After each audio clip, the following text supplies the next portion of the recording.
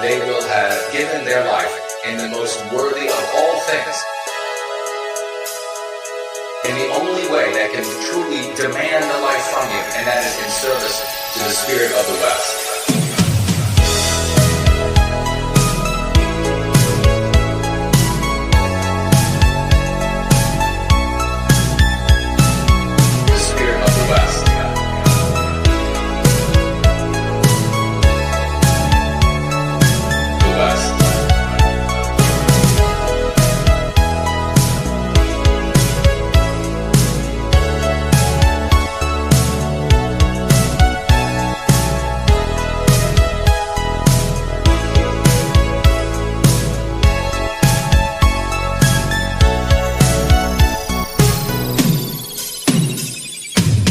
About the heroes of Western time.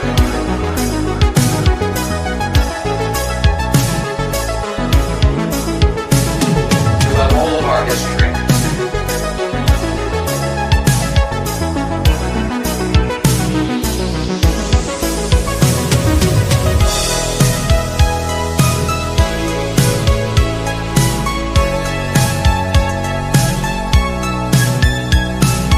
Read about the heroes of Western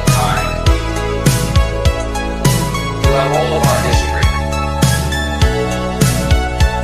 In the midst of combat, bullets flying by, they were able to maintain their composure, and they knew that if their time was called, they will have given their life in the most worthy of all things, in the only way that can truly demand the life from you, and that is in service to the spirit of the West.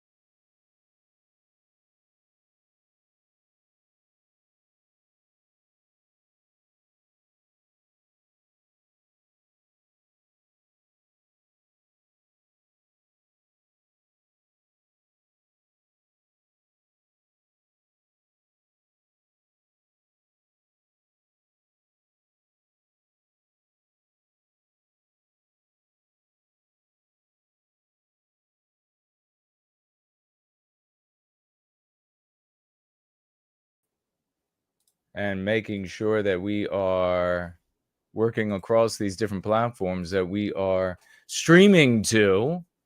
No Sound for Noel is here. Good to see you, brother. And so the mic is working again. Good to... Nope, no sound again. Is there still no sound? Oh, Anonymous says audio good. Now it's good. Marilyn is here. Tree Godfather is here. Alex is here. Is it coming through the right microphone? Is it nice and full and rich, as is my regular voice?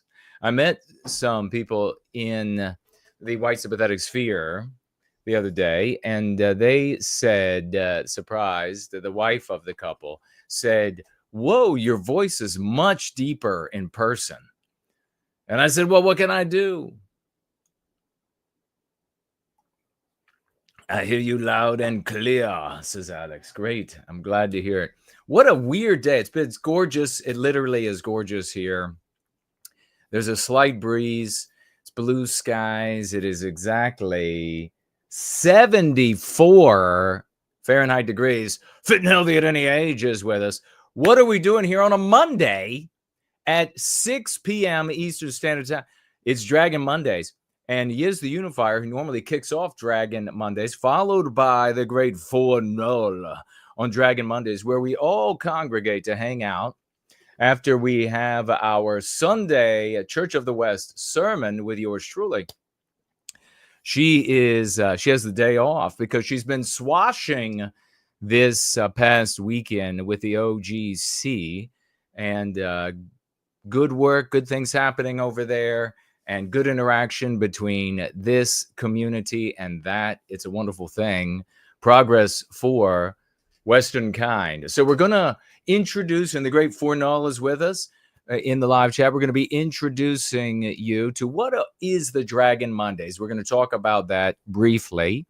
And we're going to direct you. We've got the links in the description below so that you can click right on their links, head right over to their channels, and then save those links so that you can return every single Monday. And I recommend that you put an alert on your phone rather than relying on YouTube or Twitter or whatever it might be to bring your attention to the fact that these good people, these good advocates for white well-being content creators are going live, because anti-whites simply won't send it. You'll get it once in a while, and therefore you will conclude that it must be working, but it isn't working.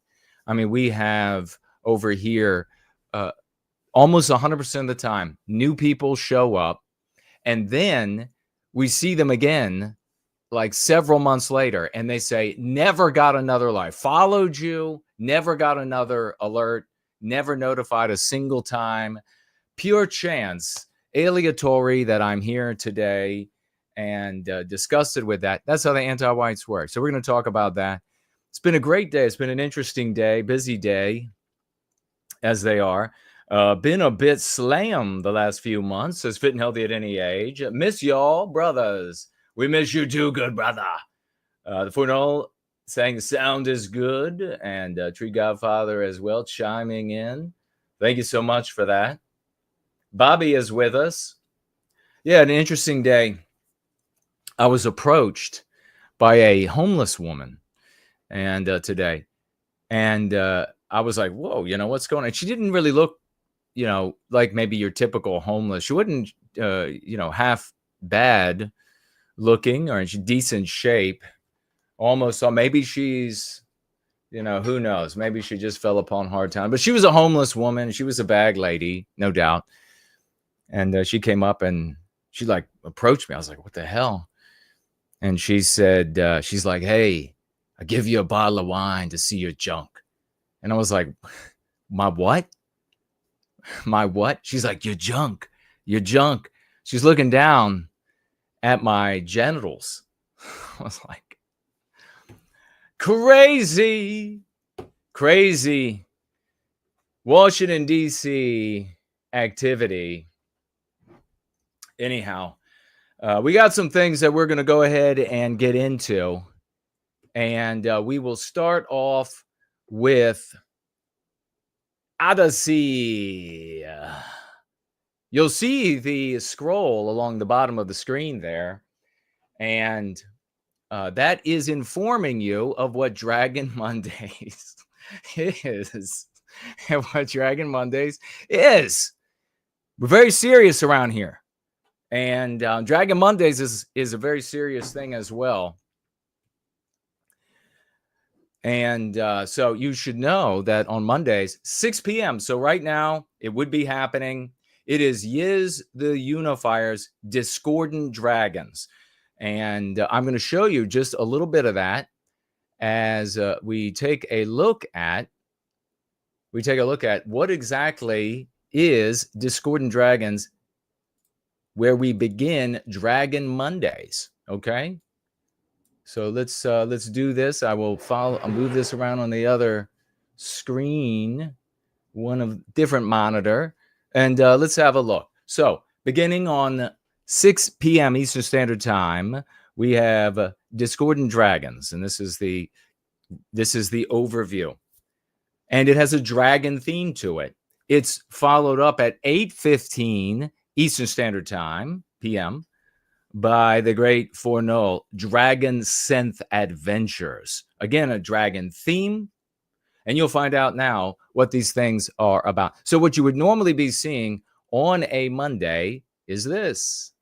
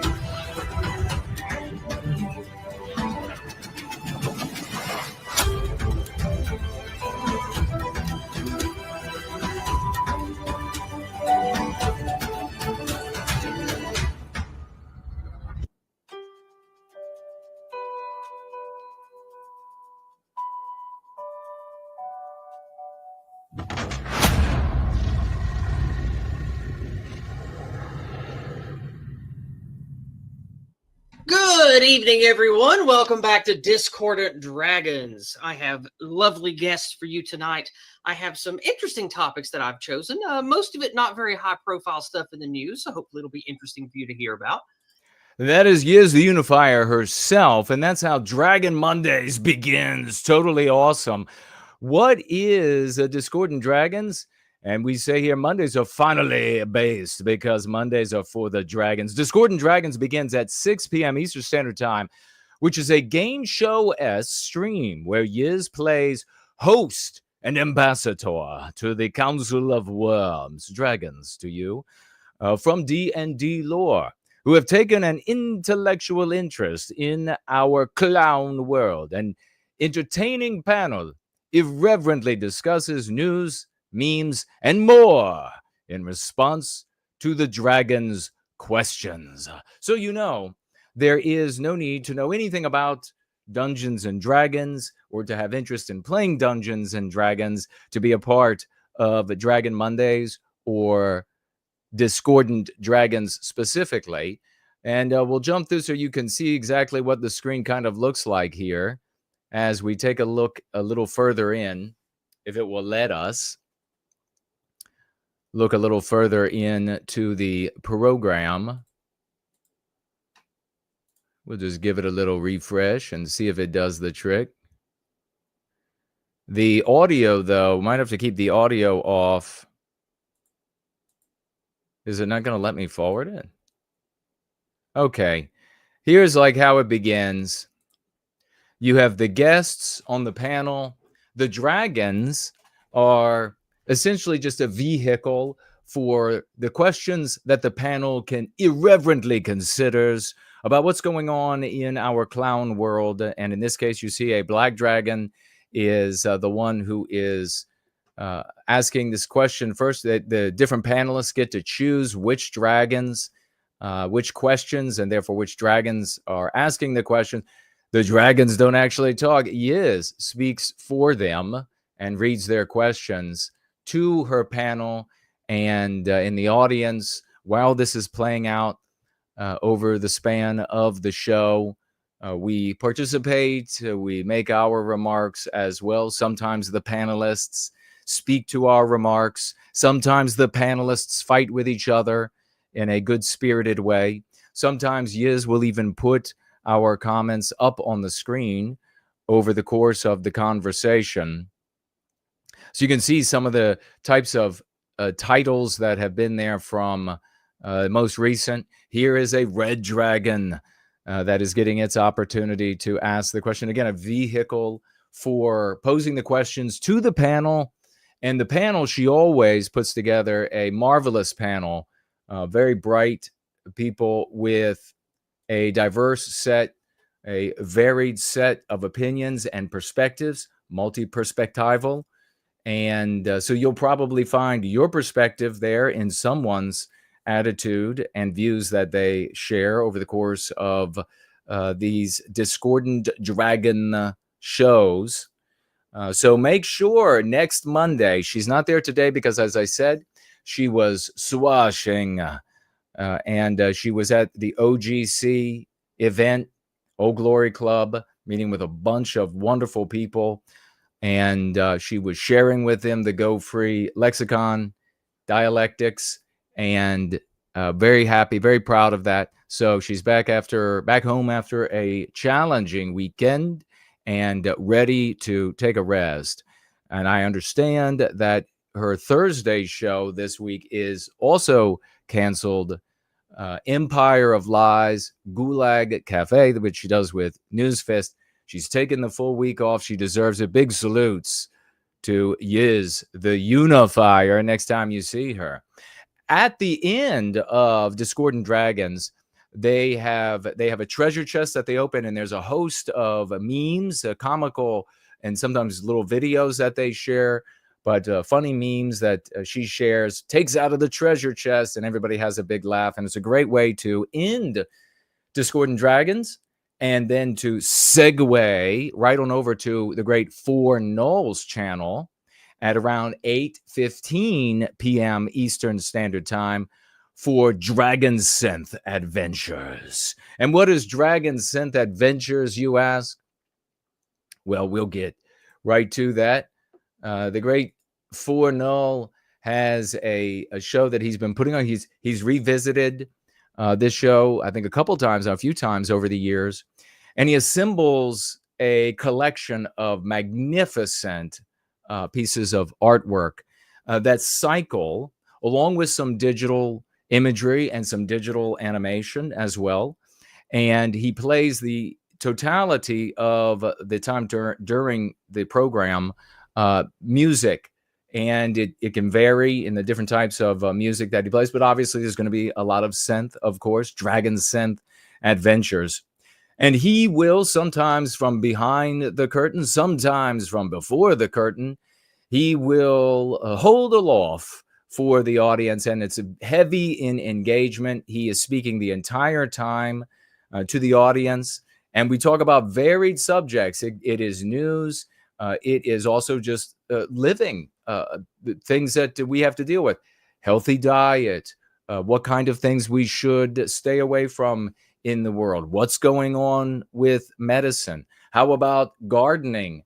How about things like bird watching? All kinds of different things. Drag cars, funny cars, dirt biking, anything you can imagine almost, including conversation about playing board games and video games, and all the while with absolutely exquisite imagery scrolling on the screen with a background of music to carry you along. It is a perfect get-together, especially if you have things to do and you can be active doing those things. You can be listening to For Null. Sometimes he even sings and plays live music on those streams.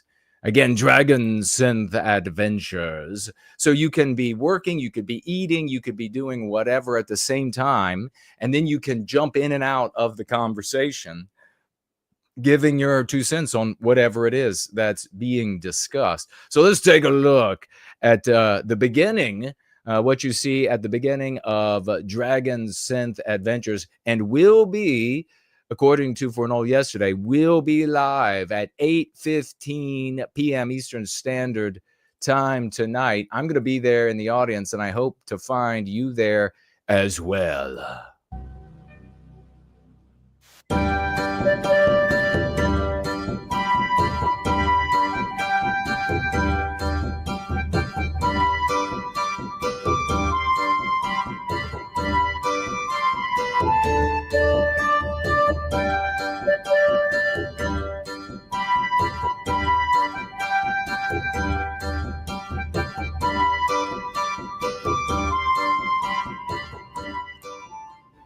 All right. Enough of that crap. How's everybody doing? Welcome to Dragon Synth Adventures. This is For Null.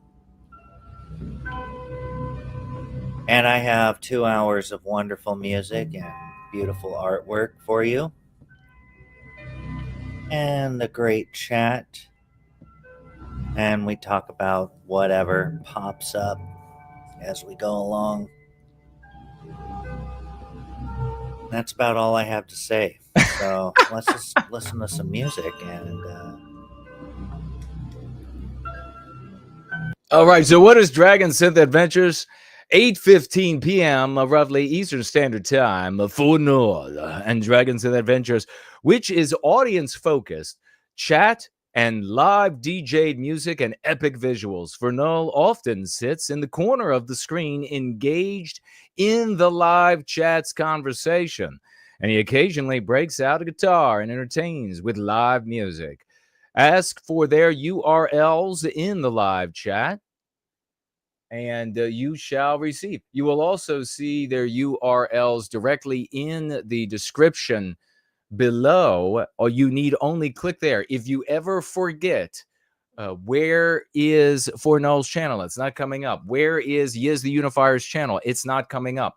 You can always go to this channel and type in Dragon Mondays, and that will bring probably just the word dragon in the search bar on this channel will bring up this stream, as well as another one that I've done, alerting everyone to the existence of Dragon Mondays, which now has taken back the moribund, morbid Mondays from the universe and has now empowered it. And we use it to our benefit, helping us in our work to white well-being for white well-being. We'll jump to another part here, and so you can just have a little quick look and see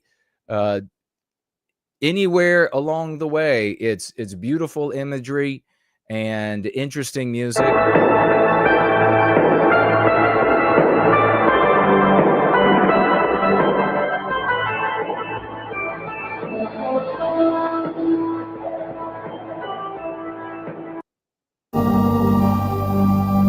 Evil Author said there's a Mexican food joint near me called La Esperanza. You see, everything gets discussed over on Dragon Synth Adventures.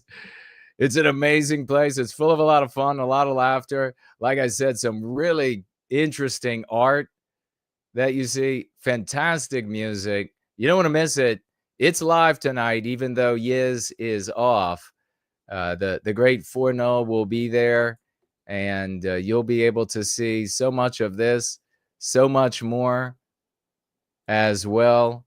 Different kinds of art along the way, and you're going to have a hell of a good time. So I'm going to be looking for you all over there.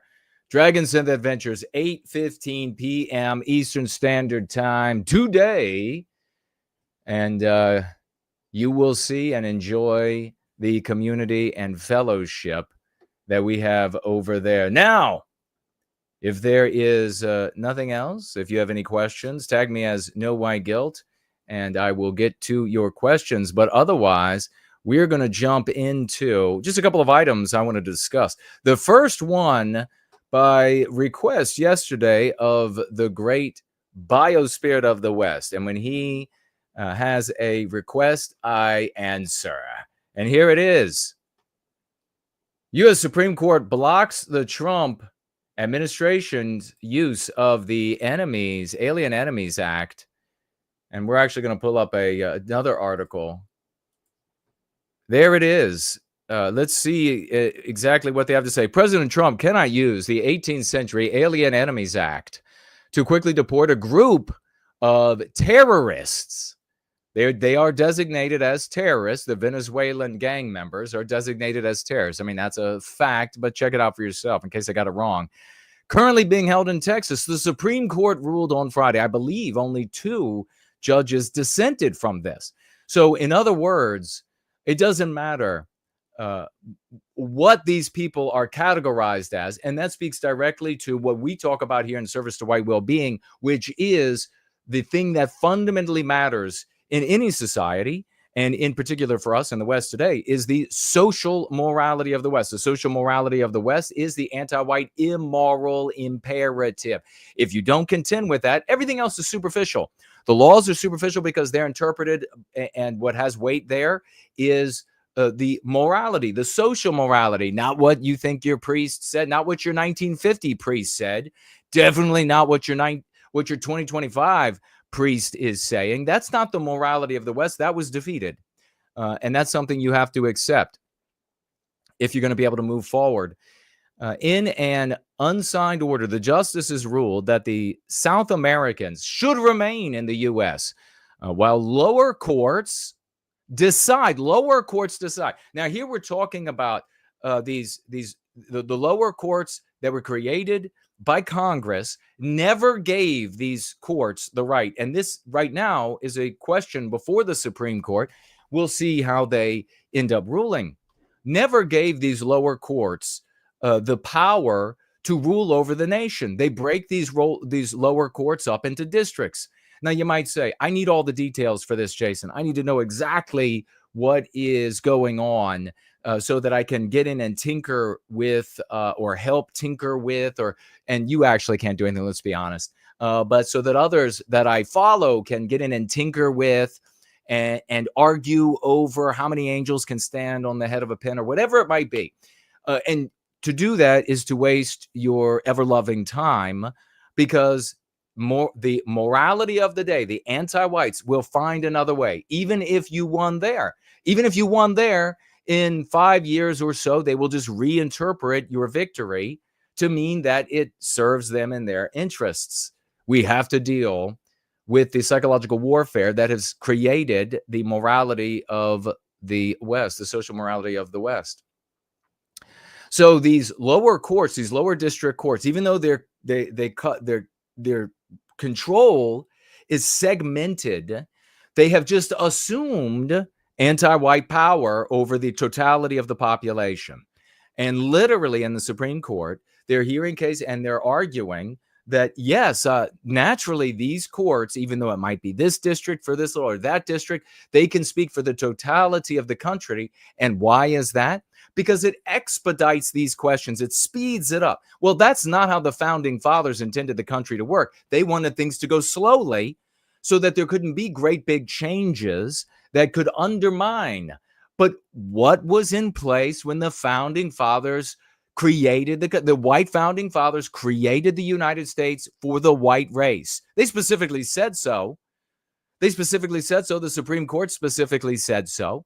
The Immigration Act, they specifically said so. The literal founding fathers who created this country reserved citizenship to white males of good standing. So they literally created it. Well, what was different then? The difference was the social morality of the United States, of the population. That's what was different. And now it's changed. It's been circumvented by the anti-white immoral imperative, completely undermined it. And here we are today, where judges in a district somewhere in the United States can make a decision for the totality of the United States as if they are the Supreme Court. And here's the thing that's really shocking. These judges are acting by themselves. It's not en banc. There isn't a panel of judges like there is with the Supreme Court. They are the supreme tyrants of the land. And they have been getting their anti-white will achieved for decades now. For decades, they have been doing this. There's always going to be a way for people who are motivated by anti-whiteism to rig the system. You have to address the moral imperative and defeat it in people's homes, in their workspaces. This is the only path to victory. You can argue with me all you want. You're wrong. I will defeat you. This is the only path to victory. Because if you block this today, as I just said, they'll just find another interpretation, another vehicle within the government. Congress will just create another little cutout for them to be able to achieve anti-white outcomes. Friday's ruling on April 19 ordered that. And so, I mean, look at this here. We were going to look at Tom Homan on Sunday. What a joke that's become. Maybe we'll look at it on Wednesday. He took this long to cave. You remember Tom, the family can be deported with the illegal alien that's a member of their family. Homan, you remember that guy? And remember I said, if this guy, those fighting words that he was saying at the very beginning, I said, if this guy is legit, if this is how he really feels, if he's going to continue fighting like this, then this is the guy who should be president. Excuse me. He doesn't feel that way. He just came out and true cuck fashion said, well, I feel so much for all of the brown babies who are suffering. And so we're trying to rescue them. We're trying to rescue the brown babies from the baddies in this brown population. This is literally what he said. And the conservatives are fawning over him for this. Fawning over him. So now everything has changed when it came to the most important issue for the white race and the election of Donald Trump, which was get these people out. Why do we want them out? Because we want a white country. I'm brave enough to say it.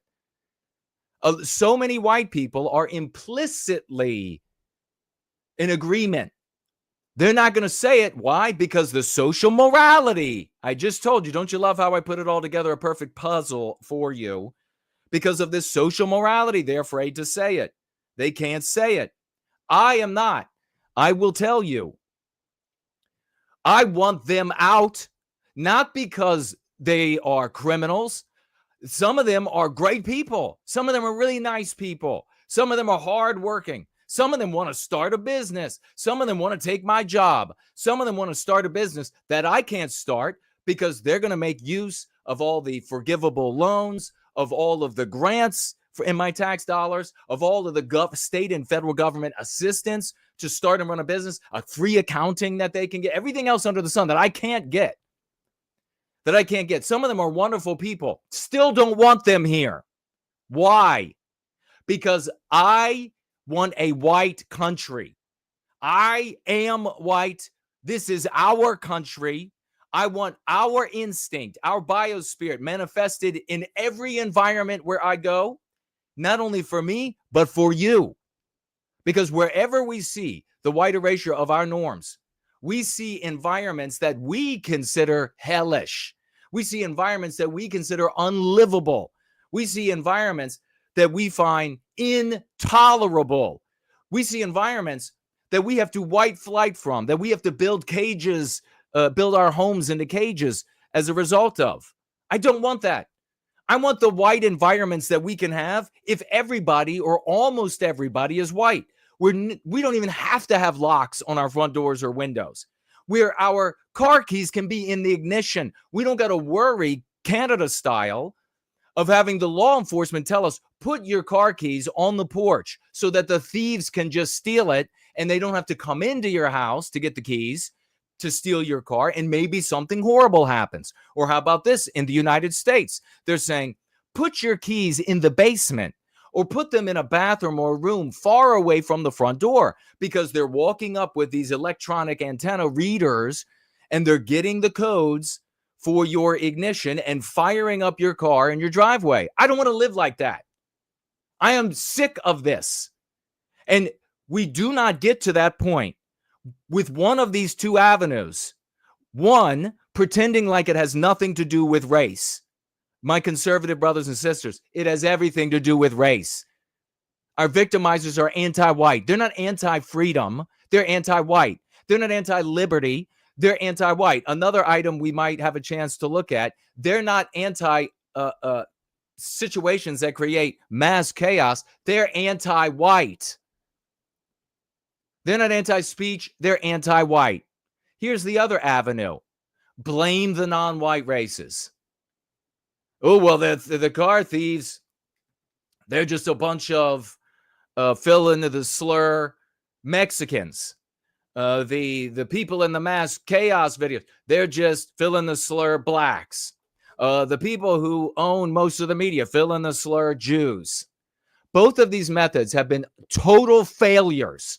Don't come to me and say, Jason, what are you so? You're just like a leftist. You don't want us cussing the non-white people with slurs. I don't want you cussing the non-white people with slurs because it doesn't focus on us. Because by not focusing on us, you are a selfish individualist, and we continue down this line right here. So we reach this point where Donald Trump says the most important thing he communicates in lip service or otherwise to the white population of this country, I'll clean out all of these millions that Biden brought in. Not even a fraction are they getting to. Not even a fraction.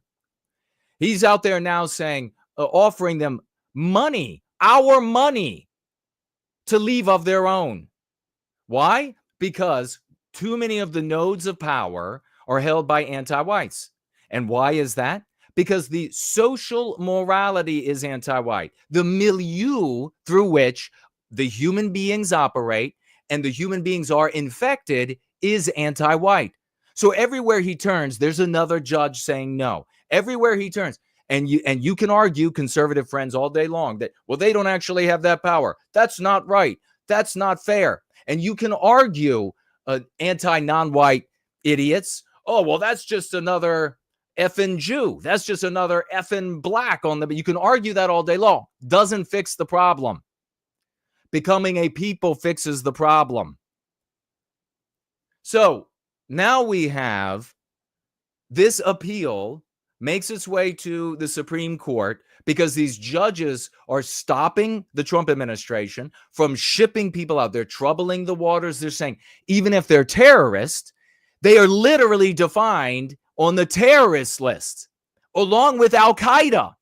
The Supreme Court is saying, even if you find Al-Qaeda in the United States, you can't just arrest them and box them up and ship them out to Guantanamo Bay. No, they have all the rights of an American. And you know what's interesting about that is they essentially are an American based on the conservative view, which is that anybody that holds the opinion that they're an American is automatically one. Anybody that finds themselves on American soil is an American. So you get all of the rights and privileges without any of the responsibility. The Venezuelan gangs don't have to obey our laws. They don't have to pay into taxes. They don't have to defend our countries.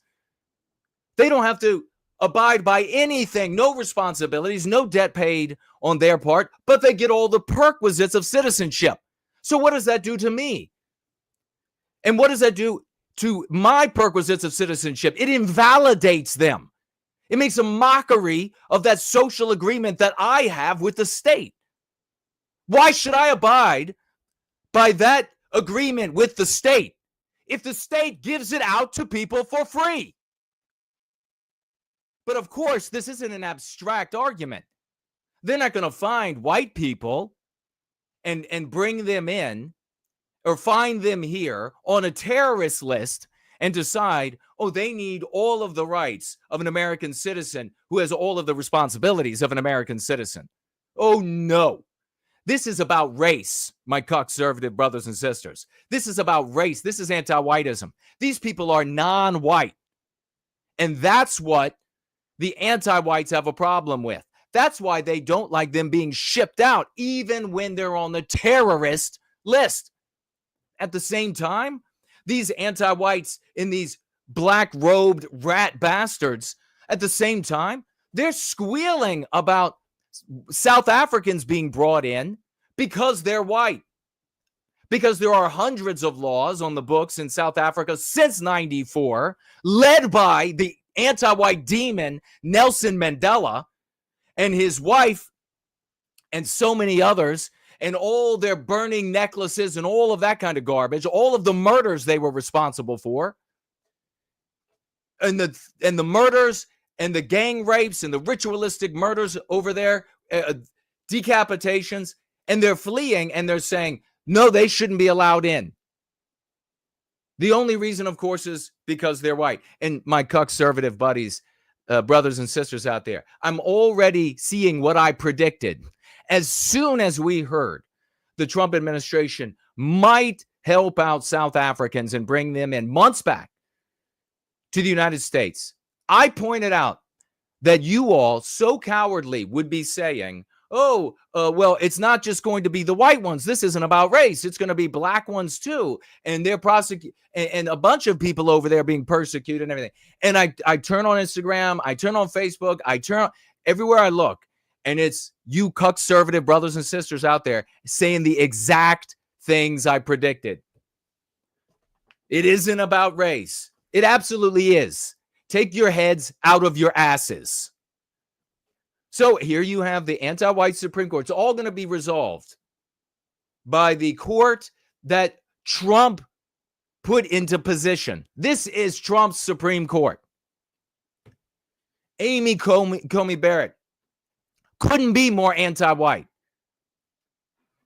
You find a white person adopting non-white children intentionally when there are white children coming out the wazoo, as the saying goes, that need adopting. And they specifically are like, nope, I'm going to have the non-white children. You got a non-white piece of shit right there.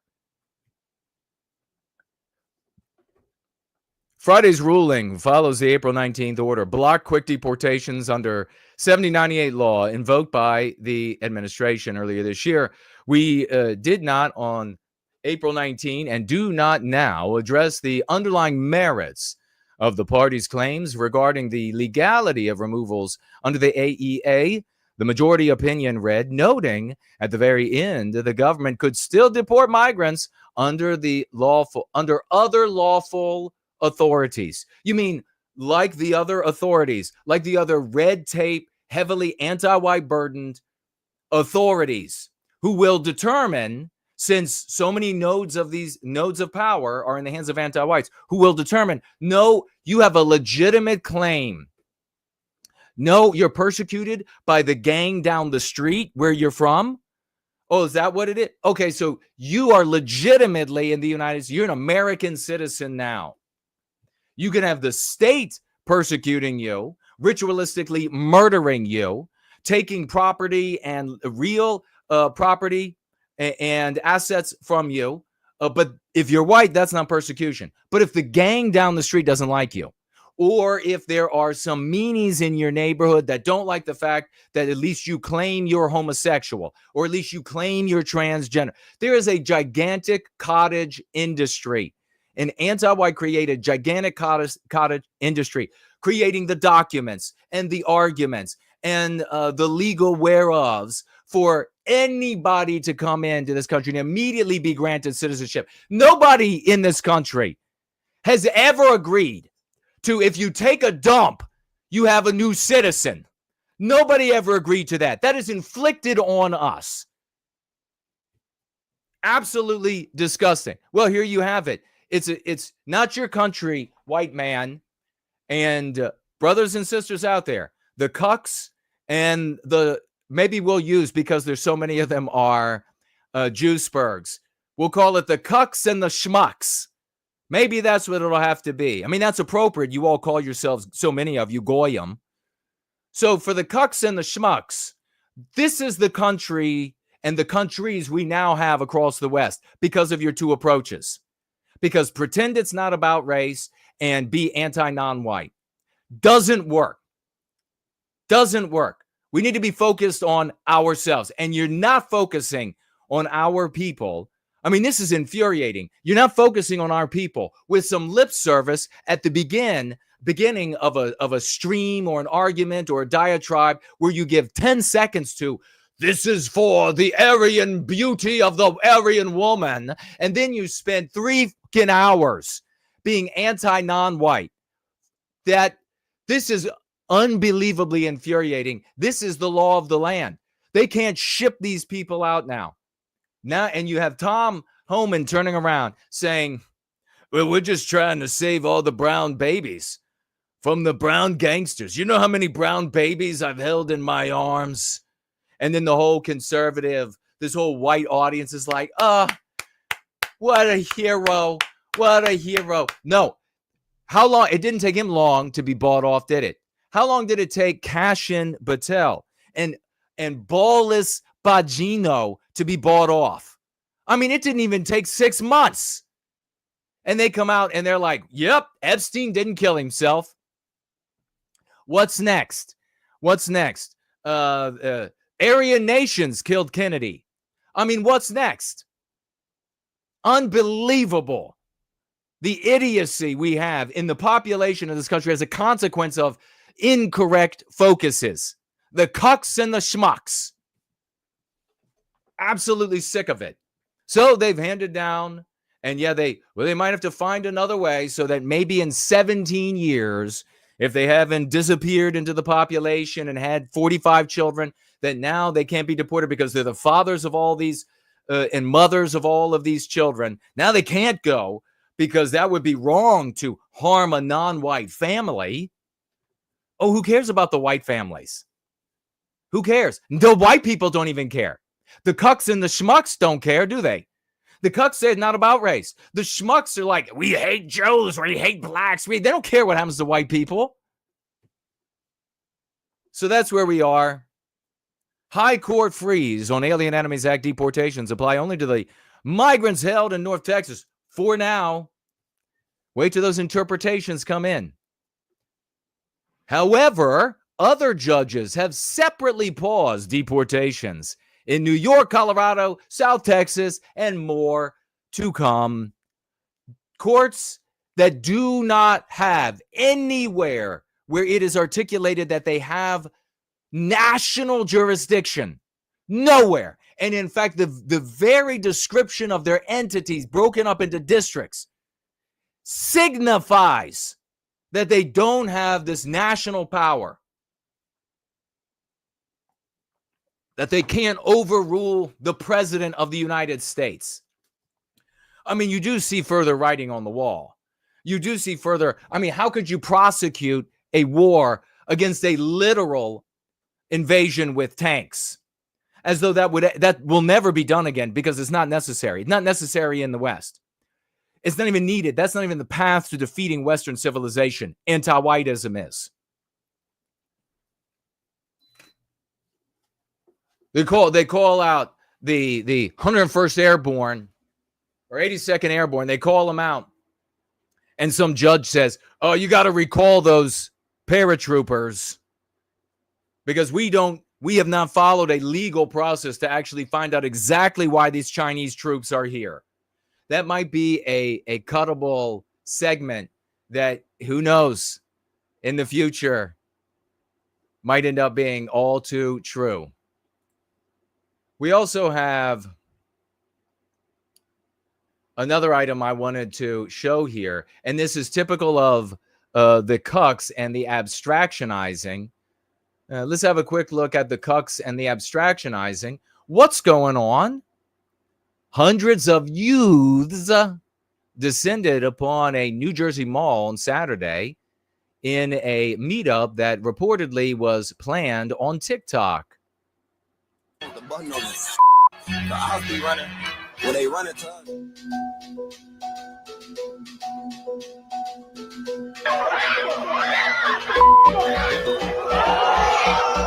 What is going on? In all my years, I have never seen a motherfucking 300 people brawl at Menlo Park Mall.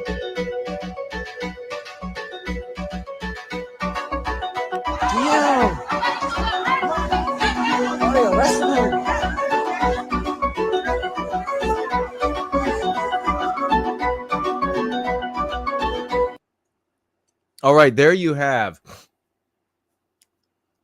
on screen the cuck-servative, the cuck position. You already know what the schmuck position is going to be. It's going to be it's a bunch of Ners.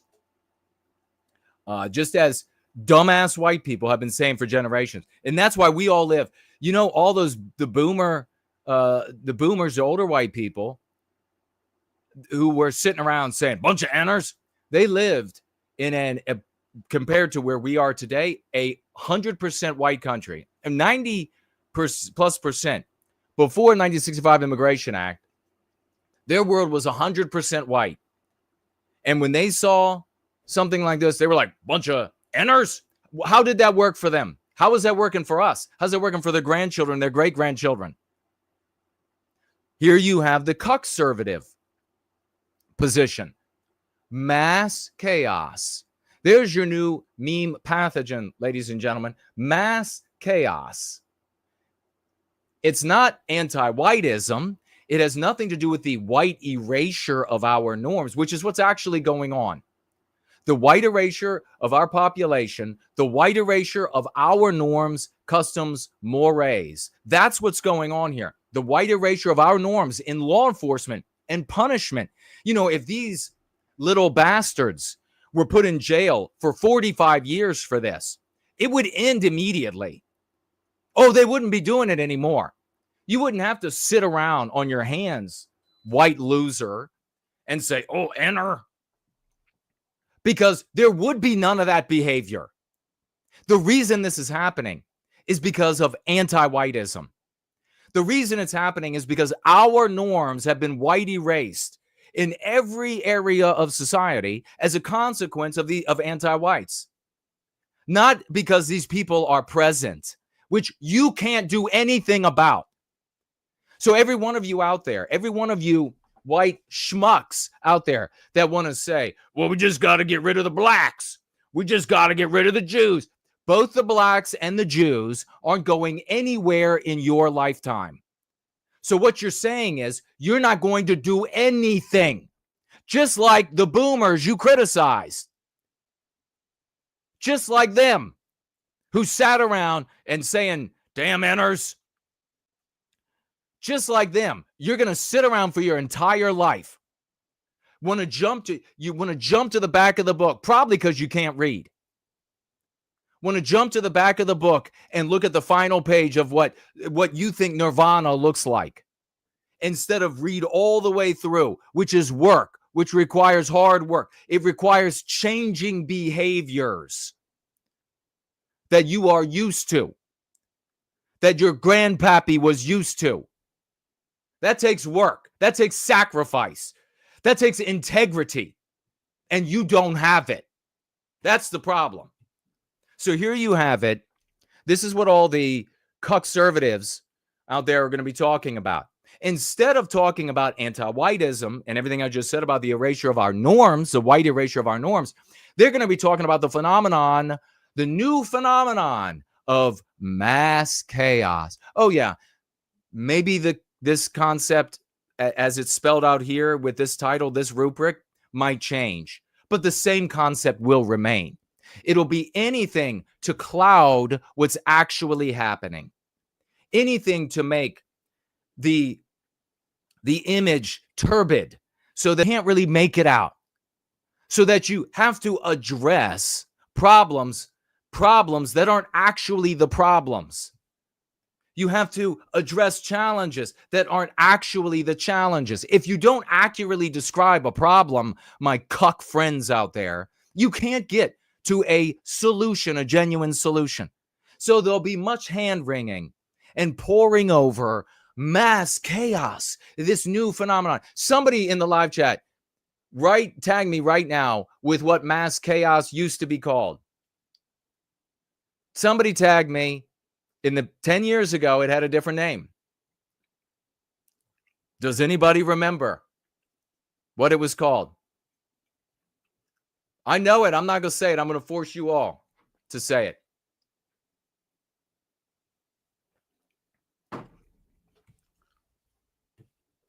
Let's see if somebody can get it.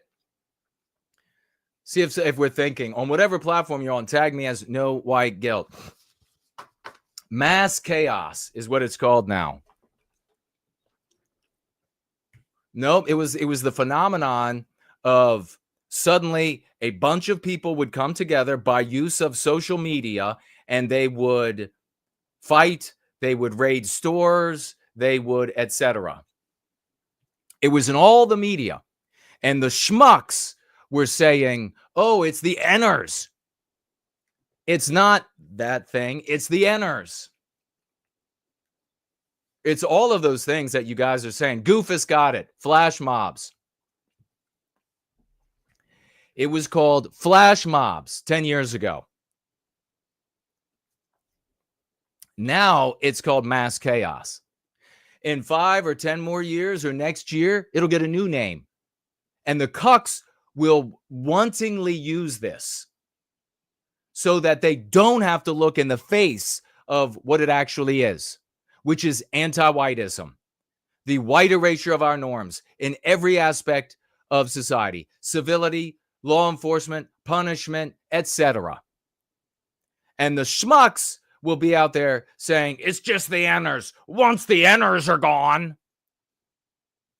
Shut up, you brain-dead imbecile. And same to the cucks out there. There's got to be a revolution of thought and of integrity and of courage and of manliness, genuine manliness in the white race. This is the revolution right here. This is it. Because it challenges the status quo, which is the anti-white immoral imperative as our social morality. And it also challenges the tools that have been failing us in the white race for generations. It challenges both. This is the only path to redemption. It's too bad that these champions are the only ones. These champions here, those who are orbiting a little bit more loosely, are the only people who are ready to stand up and do the right thing. Let's check this out really quickly. You're going to find this interesting. The final item, and I'm going to be jumping out of here because I'm not even actually streaming today and having a gathering. I came here to tell you about Dragon Mondays, and I'll reiterate before we finish, but across the bottom of the screen, you'll see the crawler, giving you the information on Dragon Mondays. But do you remember back in 2015? In 2015, we had another example of the pro-white, and that's why I put this in the title.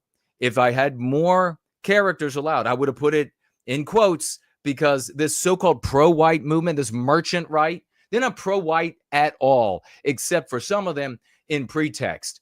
It is multiracial, anti-Jew, anti-black, and sometimes anti-Hispanic. That's what it is. Primarily anti-Jew. Jews, spurgs of all races coming together.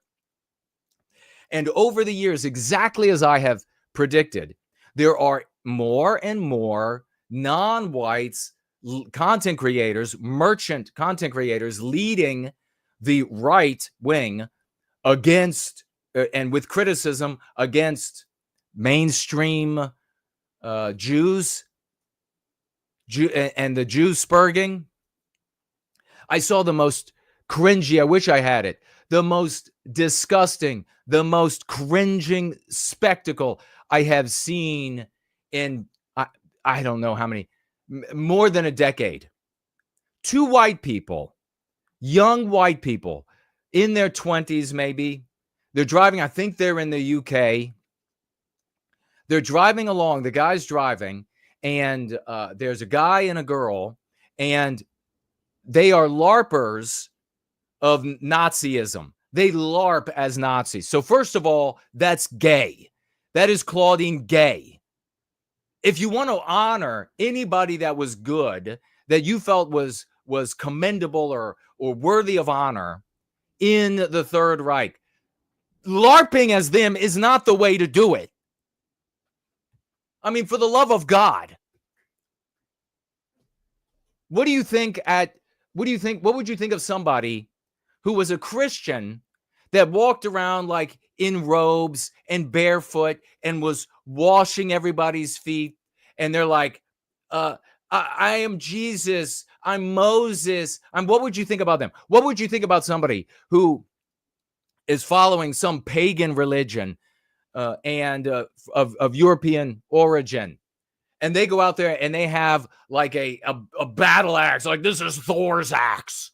You would laugh your ass off. Same thing holds true for this. So first of all, they're cringy as all shit because they're LARPing as Nazis, as Third Reich members or whatever it is. They're both like emaciated and sickly looking, which is so true for so many of those people. But it gets 10 times or 100 times worse, because what are they listening to?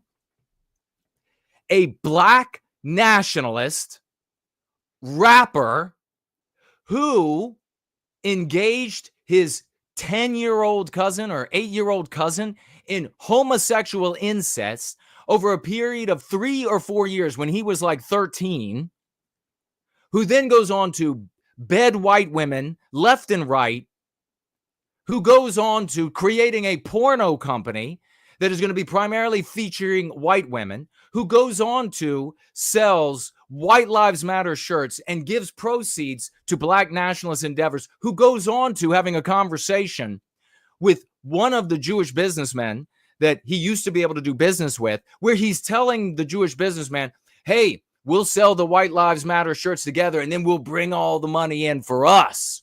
They won't get it. Who then goes on to forcing his white wife to go naked in public at the red carpet awards in California, who then goes on to having tantrums about Jewish agents that he has to work with and pay them handsomely so he can be a multi-billionaire, which he was. He not anymore. But he has his tantrums, loses all kinds of business, wealth destroyed, and now creates a rap where, and that's not allowed to be played anywhere. Talk about a total L, a total failure. Goes on, and in this song, to affront Jews because he's throwing a tantrum, not because he's actually a worshiper of Adolf Hitler or knows anything about Adolf Hitler, because he knows that saying Hitler offends Jews. That's it. He is an adult throwing a tantrum. And so he creates a song where he says, Enter, Heil, and then the word over and over and over.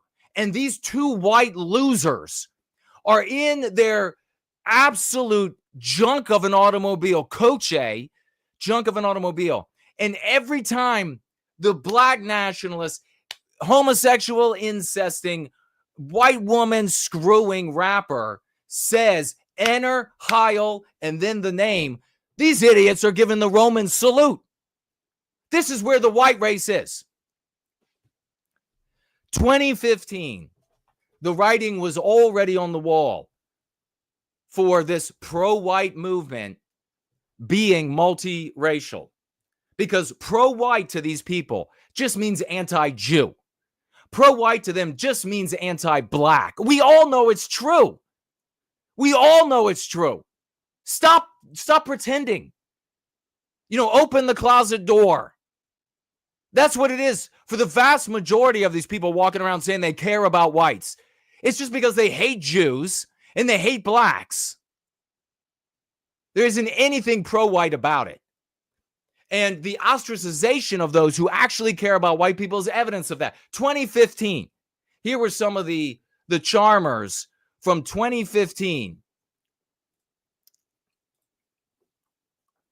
Young woman, Lindsay Sovagnara, is a neo-Nazi who was caught planning a mass shooting. She will almost certainly have to live the rest of her life in cuffs and chains. Now, of course, so this Laotian with the white boys who were sexually interested in her were the neo-Nazis. There she is. There's your neo-Nazi. She was calling for the murder, all kinds of, if you remember back in 2015, all kinds of Hitler, Waffen-SS imagery, Nazi flag imagery. Really, all that LARPing means now is that you're low-class scum. So here is your Asia. So these Aryan warriors, the two guys with her, they got themselves this Asian woman from Laos. Sounds like a nice place, doesn't it?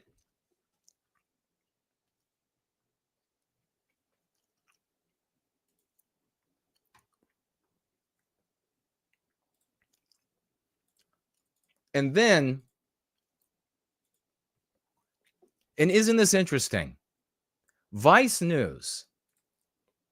Vice, another one of those entities that people point to as CIA controlled, government operation, etc., is telling you all about the people they want you to follow, all about the people they want you to look to as the resistance to what's happening to white people. And here is this pimple-faced, hideous South Asian girl up in Canada, which is where this happened. A woman serving a life sentence. So this is years later, after she's serving her life sentence. What actually happened, though? I'll just fill you in. Summary as we wrap it up here, since we're just over an hour. Summarizing, and we're on fire, God. We are on fire. But to summarize this, there were three of them, her and the two white Aryan fighters and warriors, Nazi warriors. And they were planning this mass shooting in Halifax up in Canada. And her and one of the other guys were caught and arrested. And the third guy, before he was caught, killed himself because he saw what was coming. He saw that the writing was on the wall. They were nabbed. Who knows if they were actually planning to carry out a mass shooting rather than just talking tough. My guess would be that they were talking tough, because that's where it always goes in these circles. That's where it always goes. You can reclaim your family from anti-whiteism, and which people have done in this community triumphantly. This should be the news across the content creators who supposedly care about white well-being. Not a peep about those successes, but people will reclaim their entire family from anti-whiteism, and these thug, low IQ scum will show up and say, you're not doing anything. You're not tough. You need to be talking about killing them. So, a woman serving a life sentence for a failed mass shooting plot in Halifax is alleged to have sent letters and artwork to an infamous neo-Nazi from prison, calling for violence against, quote, the subhumans. Right out of these circles. What prevented the pro-white? I'm going to tell you, it's dead. It is dead. 2025, it's dead. There is no pro-white movement. There's a multiracial, anti-Jew, anti-black movement. Before the internet was robust enough to carry all this traffic, all of these non-white people, it was difficult for them to show up.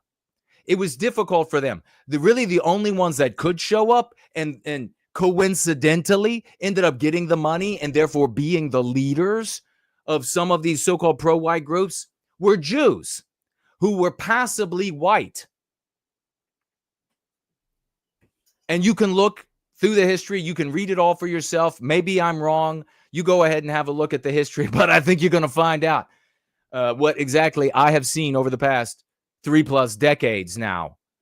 But now that ever since the internet became robust enough for people to be able to get online and LARP as whatever they want, whatever race they want, the pro-white movement died online. It is the merchant right. It is multiracial.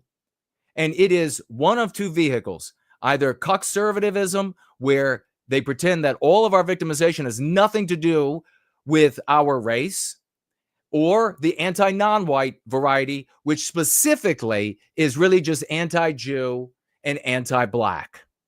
And these are the sorts of associations that come out of these infernal unions. Don't ever come to me again and tell me Jason ain't being pro-white enough. Jason's not for white people, because he ain't over here in this multiracial cesspit of Jew spurging or black spurging. According to neo-Nazi James Mason, Lindsay Sovinara, 29, gifted Mason letters and drawings that he posted on far-right blog known to Vice World News. In the post, Mason, who penned the terrorism manual Siege. How many of these people do we have to find out, especially working for Canadian and British and Australian intelligence? Here's the big joke. Here's the really big joke that's known under the covers for decades now, is that the American, like FBI and etc., and their undercover people have always been a joke. They've always been awkward. They always end up setting themselves off, and people know exactly who they are. But the Canadians, the Brits, and the Australian governments, they have very effective undercover neo-Nazi and similar type agents who work not only in those countries, but in the United States. And the United States knows. It benefits the United States. It benefits the anti-whites in the United States. Again, just my opinion. I'm just going off of 3 decades of experience, which, by the way, as a little, to diverge a little bit from what I'm talking about here, we're talking about wisdom. We're talking about experience. We're talking about intelligence, especially on Sunday. Yesterday, we were talking about that. And you should be getting fired up right now for the great Fornall, who's going to be coming on at 8:15 Eastern Standard Time, PM. and it is currently 7:28 Eastern Standard Time in the once great state of Virginia, across from Mordor on the Potomac, is this. All of our race for millennia have talked about getting our wisdom from one of two types of characters, and often they were intertwined in our tales. The wisdom, the intelligence, the guidance from people who old, wise, old men who have lived and fought and been in the trenches, and they've learned as a consequence. They learn, they know. And people who had contact with deities. And often these two characters were intertwined. Where did this knowledge come from? Well, it came from experience. The wise, or the old, if they were shrewd or sagacious, intelligent over the course of their lives, they had things that they could share, perspectives that they could share, that they were able to accumulate over time and with their focus, maybe in their industry. If you wanted to know everything there is to know about animal husbandry, you went to some old man who lived up on the hill. And that's where we got the stories about the old wise man at the top of the mountain that you would go to visit, and you would sacrifice everything you had for the knowledge that he could bequeath to you, gifted to him from a lifetime of experience. You would go to the old man and you would say, I need to know about animal husbandry.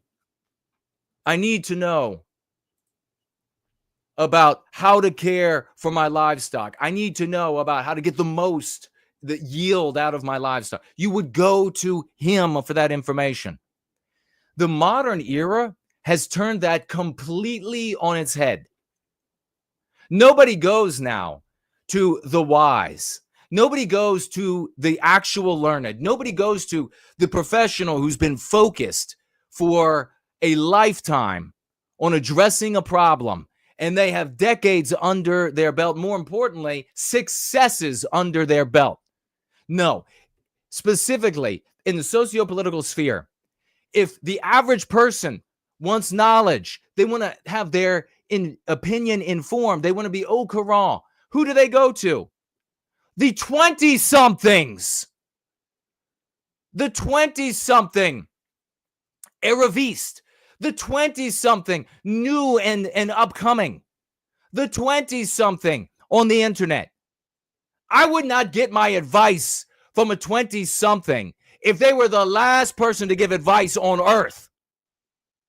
And yet that's what everybody is showing up for. So the political opinions, socio-political opinions, prescriptions, diagnoses. What do we do next? Where is the next pretty little dilettante? Where can I immediately subscribe so that I can learn all the deep wisdom that this 22, 24, 26-year-old has accumulated over the course of her life? Where's the next Sarah Stock? Clearly a merchant on the right, if there ever was one. And that's where people are showing up. It's not the withered skin and tired hands and gray beard and hair of a lifetime of experience fighting in the trenches. It's not the demonstrations of victories, of successes in those trenches that matter. All that matters is that she got a pretty face, she got a little cleavage, or he's a twink in the basement. He's a goober, he's a dweeb, he's fat, he's moribund. He hasn't seen his penis since he was 10. And there he is. He's now 25. He's now 28. His opinions matter. His opinions have value. We have a sick race. We will never be a people again until we accept the reality as men and women of the West. And you can hate me for it all you want. I'm just the messenger. I'm just here delivering the message. And maybe that's from me and the others in the House of Swash. Maybe that message is coming from the Creator himself. Somebody's got to say it. You can hate that all you want. You can disagree all you want. You can say it's just the way it is all you want. But if you're going to say any of that, then don't you dare complain about the mass chaos. Don't you dare complain about what the Republican Party or the Democrat Party or the right-wingers or the left-wingers are doing or not doing now. Go fish. Just go wait for your oblivion. This is not for you. There is a real fight here. There are real successes on the battlefield. There is absolute, abject, squalid LARPing. Low-class whites everywhere you look. Merchants on the right everywhere you look. Paycocks lining up for the next Sarah Stock everywhere you look. Paycocks lining up for the next Nazi party that will inevitably fail after they feed from all the members because the paycocks are just desperate to be able to play Nazi again and say what needs to happen at the end of the book. That's my 5 cents. Hate me all you want. Disagree with me all you want. That's a fact. And there ain't no escaping it. We share these things like this every Sunday at 5 p.m. Eastern Standard Time. I do it on my YouTube. I do it on my X. I do it all over the place. You need to follow me on Telegram. You need to follow me on every one of these platforms. You need to put as an alert on your cell phone that we go live for our Sunday gatherings, Church of the West, on Sundays, 5 p.m. Eastern Standard Time. I am back on Wednesdays for a roll-in gathering, Church of the West, usually at 7:30 p.m. Eastern Standard Time. Make it an alert in your phone. The anti-whites are deleting your follows. They are unsubscribing you. They are undermining all that we do. Because you can hear from what I am saying and the passion that I wield here, that the last folks that Vice is going to tell the world is the resistance to anti-whiteism is the House of Swash. The last community that Rolling Stone is going to tell you is the resistance to anti-whiteism. This community right here. And on Mondays, we have what we call Dragon Mondays.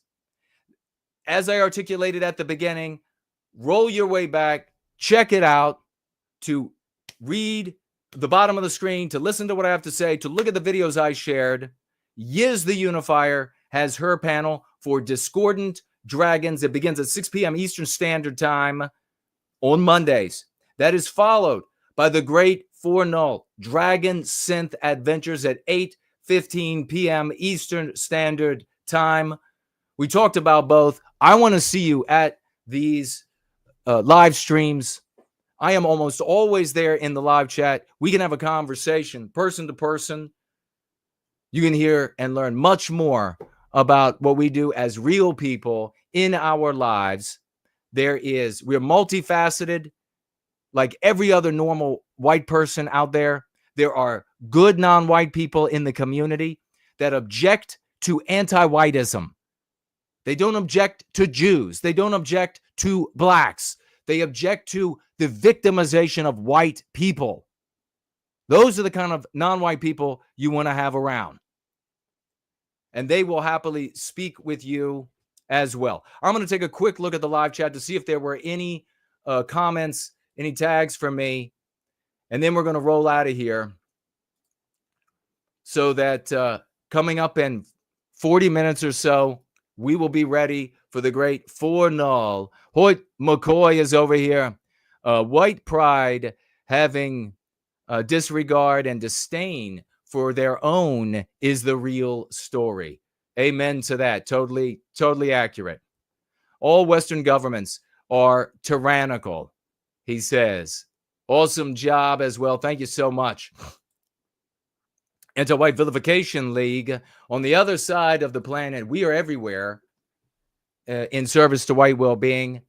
The formula to defeat anti-whiteism is the Go Free method.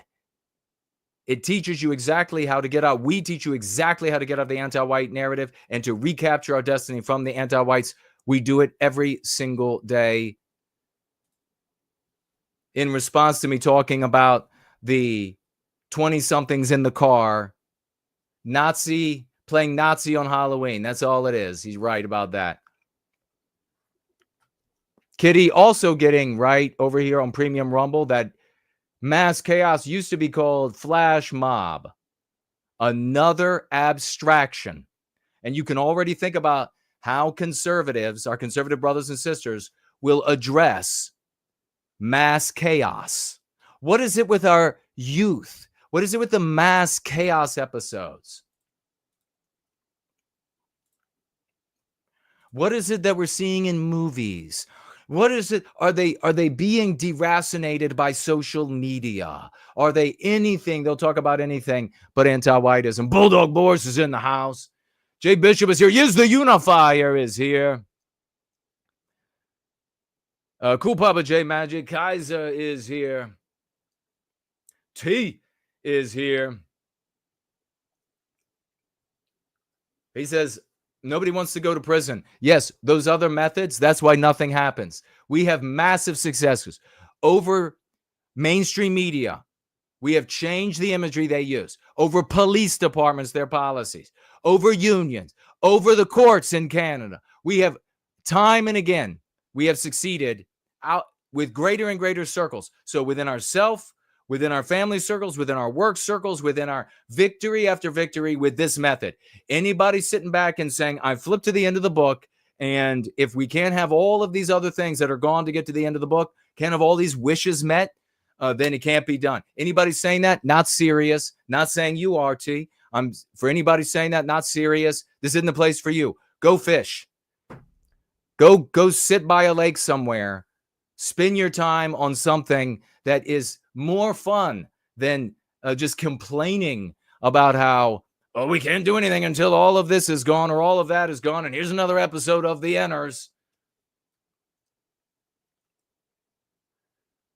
Steve is here. He says his farts are older than most of these guys. Franklin is here. I like the conclusion of calling it dead, says Sloths. It is dead. The pro-white movement is dead. It doesn't exist anymore. Tree Godfather is here. Peter is here. Dennis is here. I swear a lot of them just do it because it makes them feel edgy, says Cool Papa J Magic. 100% truth to that. They just feel edgy from it. Lost Pilgrim says, should we agree to collectively, in mass, swash one channel one day?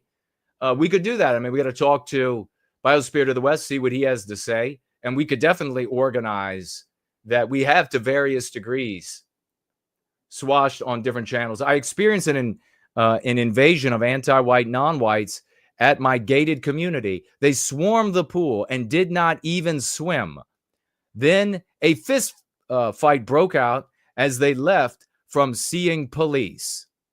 There you have it, happening because of white erasure. The great sloths. Sorry to hear that, man. Really sorry. I'm really sorry that so many white people either want to take one of the other two vehicles, not about race, or it's just anti-non-white. Because it's how we get to the point where your swimming pool is taken over. Wing of Production is here. Care Bear is here. Nexus Moon is here.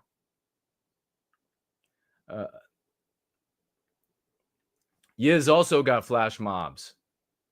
If you got it before anybody else, I didn't see it. Good on you. That's awesome.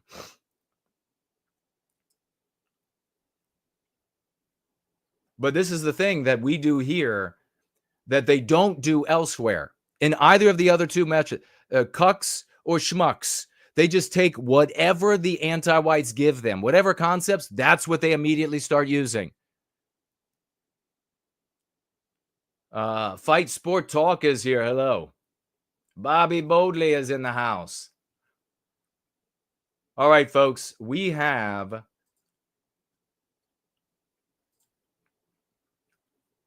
Hallandir is here. I haven't seen you in a while.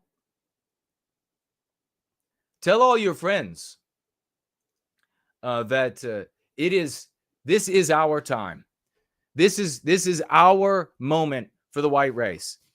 We can change everything. Everything that we're doing here, all of the successes, the personal, familial, communal, and then societal successes that we've had, changing the curriculum at a public school to get rid of an anti-white textbook. And then who knows after that, after the teacher learns to notice anti-white, what anti-whiteism is, how much more she took out all the little white children going through that. You don't celebrate that to Mars. All of it is replicable and scalable. It's now. It's now or never. These are the tools. And yes, as things continue to deteriorate, there will be ephemeral conglomerations of white people, maybe at this type of Christianity or at pride in this particular country or region of this country. And they'll come together as isolated individuals and for their own individual good. And maybe they'll have a victory or two at some point as everything is melting down, as we are beyond the point of no return. As we are beyond the point of no return. And that's what the end, the death throes will look like. If you wait till then, it's already finished. We're beyond the point of no return, ladies and gentlemen. And there's nothing at that point, absolutely nothing that can bring it back. It's time to get ready to head over to the great For Null over on his channel. If he hasn't shared it or somebody hasn't shared it in the live chat, you can find it at the very top of the description below. Click on that link. It'll take you to his channel. You'll find when he posts the thumbnail for the live stream. I'll be there in that live chat. I'll be looking for you. We can have a conversation. And from here to victory, ladies and gentlemen, nothing is going to stop. Wow. I see the world through a broken lens, any white lies in every defense. But they tell me I'm born with a guilty soul, but deep down I know there's a truth they stole. They stole. White well-being, can you hear me scream? In a world where the light fades to black, stand my ground, won't turn my back. Going free is the dream I hold tight. In the darkness I'll fight for the light.